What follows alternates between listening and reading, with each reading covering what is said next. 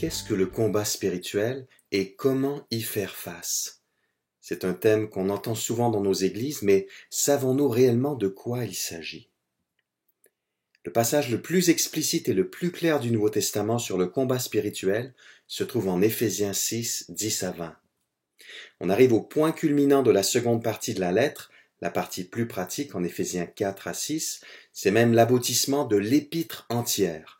Paul lève le voile sur la grande bataille qui fait rage entre, d'une part, Dieu et les siens, et d'autre part, les forces du mal. On peut se demander pourquoi le combat spirituel est si rude, alors que Christ a été déclaré vainqueur plus tôt dans la lettre. L'explication est simple. Comme beaucoup d'aspects de notre salut, la victoire de Christ participe à la tension entre le déjà et le pas encore. Christ est déjà victorieux, c'est ce qu'on voit en Éphésiens 1, 20 et 21. Suite à sa résurrection, il siège à la droite de Dieu dans le monde céleste au-dessus de toute autorité, de toute puissance, de toute domination et de toute souveraineté. D'après le verset 22, tous ses ennemis ont été placés sous ses pieds. Pourtant, en Éphésiens 6, 10 à 20, Paul nous rappelle qu'on doit lutter contre les esprits du mal dans le monde céleste, ces mêmes esprits qui ont été défaits par Christ. Ainsi, les fruits de la victoire de Christ ne sont pas encore complètement apparents. Une célèbre illustration peut nous aider à comprendre. Elle a été formulée par Oscar Cullmann, qui était professeur de Nouveau Testament aux universités de Strasbourg et de Bâle entre 1930 et 1972. En parlant de la Seconde Guerre mondiale, Cullmann a rappelé qu'il faut faire une distinction entre le jour J, en anglais D-Day, et le jour V, Victory Day, le jour de victoire. Le 6 juin 1944, jour du début du débarquement des forces alliées en Normandie, fut appelé le jour J. Une fois le débarquement réussi, la victoire était certaine. La Seconde Guerre mondiale avait pris une nouvelle direction, désormais irréversible. Pourtant, la victoire complète n'était pas encore manifeste. Il a fallu attendre le 8 mai 1945, le jour V pour victoire, et de nombreuses batailles encore sanglantes, dont certaines parmi les pires de toute la guerre, pour que les hostilités prennent fin définitivement et que le succès soit total. Dans le combat spirituel, l'Église a déjà vécu son jour J, le jour de Jésus pour ainsi dire, le jour de la résurrection, le début de la fin de Satan. Mais le jour V n'a pas encore eu lieu, le jour du retour de Christ. En attendant, les batailles font rage, mais on connaît déjà l'issue de la guerre. L'ennemi que nous combattons est un ennemi déjà vaincu. Entrons maintenant dans notre texte. D'abord, notre besoin de la force de Christ et de l'armure de Dieu dans les versets 10 à 13. Verset 10, pour conclure, puisez votre force dans le Seigneur et dans sa grande puissance. Dans notre faiblesse, on se tourne vers le Seigneur Jésus, et c'est en lui qu'on puise notre force, on s'appuie sur sa grande puissance. Cette dernière expression rappelle les mots employés en Éphésiens 1, 19. Dans ce texte, Paul prie que les chrétiens comprennent quelle est l'extraordinaire grandeur de la puissance que Dieu met en œuvre en leur faveur. Et c'est précisément cette puissance que Dieu a déployée dans toute sa force en ressuscitant Christ et en l'élevant à sa droite. Dans notre texte, en Éphésiens 6, 10, il est maintenant question de la grande puissance du Seigneur Jésus-Christ lui-même, qui règne désormais à la droite du Dieu Tout-Puissant et qui domine sur toutes les puissances du mal.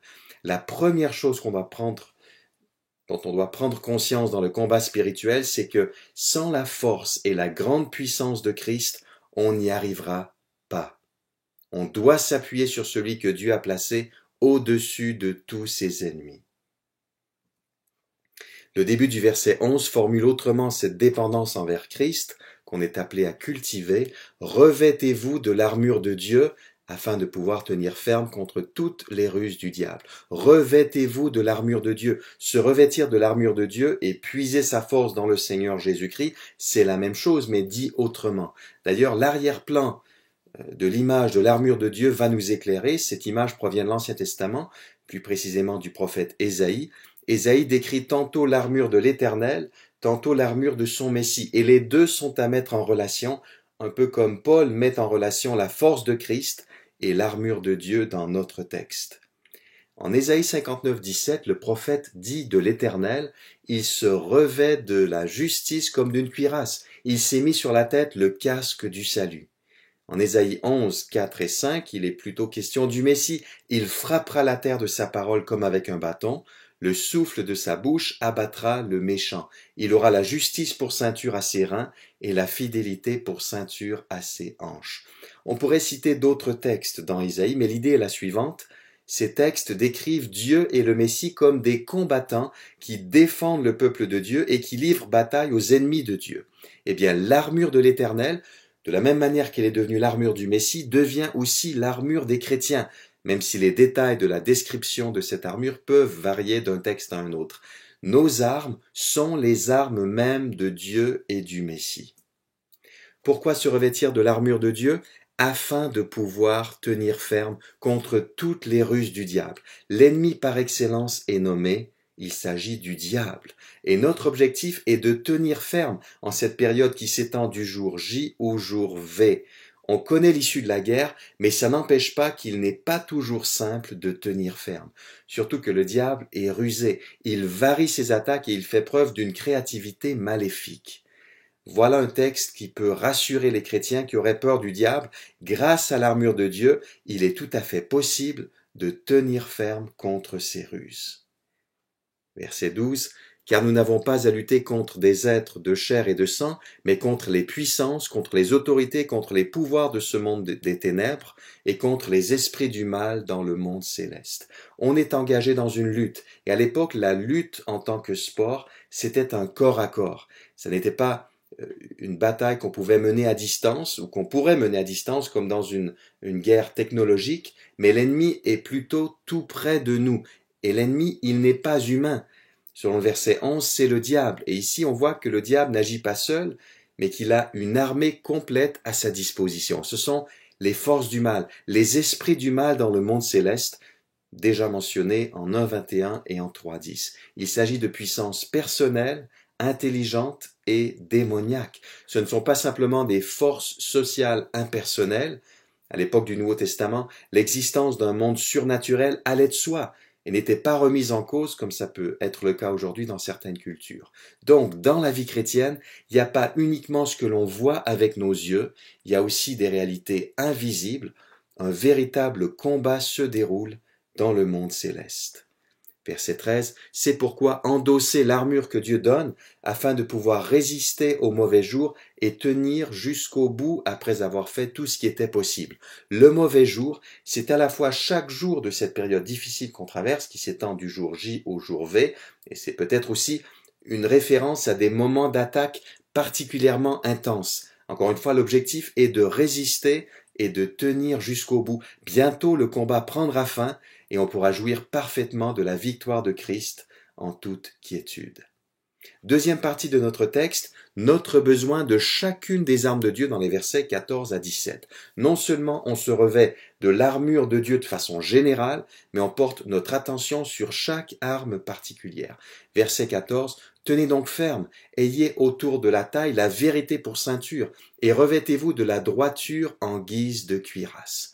La vérité qui sert de ceinture, c'est la vérité de l'Évangile, de la bonne nouvelle de Jésus-Christ. Il était question de ce message de vérité en Éphésiens 1.13. Notre première arme, c'est notre attachement à l'Évangile, au message du salut en Jésus-Christ. La droiture ou la justice en guise de cuirasse, c'est une manière d'agir et de vivre qui correspond aux normes de Dieu. C'est une justice pratique ou éthique et non pas ici une référence à notre justification en Christ. Quand on marche droitement, on inflige, sans s'en rendre compte, des coups puissants à l'ennemi qui recule. Verset 15, ayez pour chaussure à vos pieds la disponibilité à servir l'évangile de la paix. Paul s'appuie sur Ésaïe 52.7 qui dit « Comme il est beau de voir sur les montagnes les pas du messager d'une bonne nouvelle qui annonce la paix, qui parle de bonheur, et qui annonce le salut, qui dit à Sion, ton Dieu règne. » Ce messager annonce à Jérusalem la bonne nouvelle du règne de Dieu, un message de consolation qu'on trouve aussi en Ésaïe 40, les versets 9 à 11. En Éphésiens, l'évangile est aussi une bonne nouvelle de paix. car c'est cette bonne nouvelle qui permet la réconciliation des hommes avec Dieu et la réconciliation des différents peuples entre eux, comme on l'a vu en Éphésiens 2, 11 à 22. En tant que chrétiens, on est les messagers de cette bonne nouvelle et on fait tout pour le progrès de cet évangile. On veut que la paix se répande. Verset 16. En toutes circonstances, saisissez-vous de la foi comme d'un bouclier avec lequel vous pourrez éteindre toutes les flèches enflammées du diable. Concrètement, on s'approprie les promesses de Dieu par la foi. Ce que Dieu nous a promis, on le médite et on l'accepte, quelles que soient les circonstances de notre parcours. C'est alors que les flèches enflammées du diable sont stoppées, puisque notre foi nous sert de bouclier, un bouclier trempé dans l'eau, comme il y en avait à l'époque, pour éteindre les flèches enflammées. Encore deux armes, verset 17, prenez le salut pour casque et l'épée de l'esprit, c'est-à-dire la parole de Dieu. Le casque du salut, c'est une allusion à Isaïe 59, 17. Notre salut, il est déjà accompli, comme on l'a vu à maintes reprises en Éphésiens, mais on a la responsabilité de vivre à la lumière de ce salut, de chercher à mieux le comprendre et à en jouir davantage. Voilà une protection indispensable, le repos dans le salut de Jésus-Christ.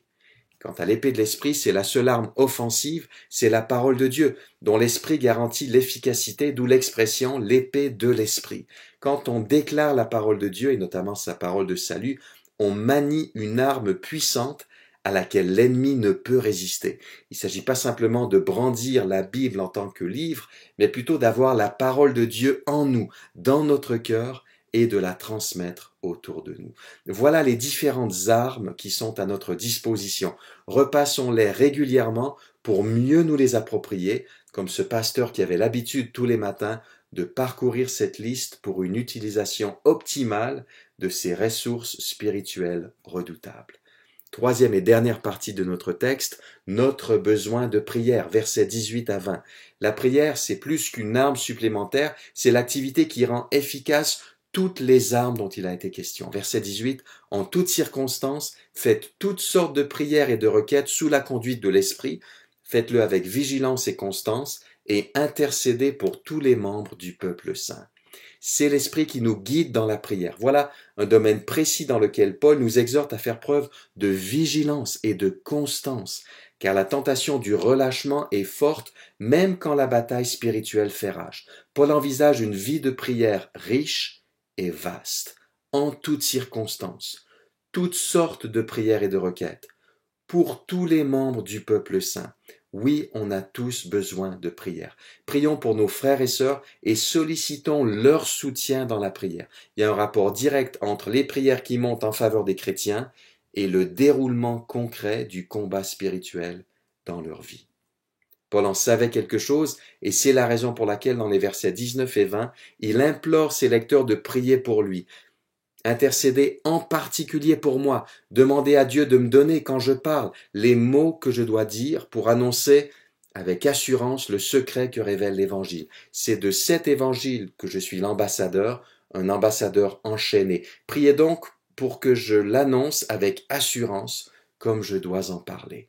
Ce que Paul veut surtout, c'est pouvoir annoncer l'Évangile avec assurance, avec hardiesse, c'est-à-dire avec clarté et courage. Prions que nos évangélistes et que nos responsables aient aussi une telle assurance et que chacun d'entre nous puisse rendre témoignage avec assurance. Paul écrit avec ironie qu'il est ambassadeur dans les chaînes. Un ambassadeur enchaîné, c'est une insulte envers celui qui l'envoie. Et c'est effectivement Dieu lui-même qui est visé par l'opposition au ministère et à la personne de Paul. Mais en même temps, Dieu est glorifié par le fait que Paul accepte joyeusement les souffrances qui accompagnent son ministère et qu'il choisit de continuer de proclamer avec assurance le message qui lui a été confié. Quelle est la vérité centrale de notre texte? Revêtons-nous de l'armure de Dieu, car le combat est plus rude que nous le pensons, mais nos armes sont plus puissantes que nous l'imaginons. Souvent, on en vient même à oublier qu'on est en plein combat. Paul veut nous réveiller. Une bataille fait rage et on est la cible de l'ennemi. Mais n'ayons pas peur, les armes que Dieu nous fournit dans sa grâce sont suffisantes. Elles nous permettront de tenir bon jusqu'à ce que Christ revienne et signe ainsi la fin des hostilités. Notre Père, apprends-nous à puiser notre force dans le Seigneur Jésus et dans sa grande puissance. Délivre-nous de la suffisance et de l'orgueil. Fais-nous prendre conscience de notre besoin de ta grâce et de ton armure dans le combat spirituel. Aide-nous à saisir que les esprits du mal dans le monde céleste sont à la fois dangereux et vaincus par Jésus-Christ. Accorde-nous la vérité pour ceinture, la droiture en guise de cuirasse. Renouvelle notre zèle dans le service de l'évangile de paix. Fortifie notre foi dans tes promesses, quoi que nous traversions. Que ton salut soit notre casque et ta parole notre épée. Enfin, que l'Esprit nous conduise dans des temps de prière riches et fréquents, notamment en faveur de nos frères et sœurs en Christ. En son nom, Amen.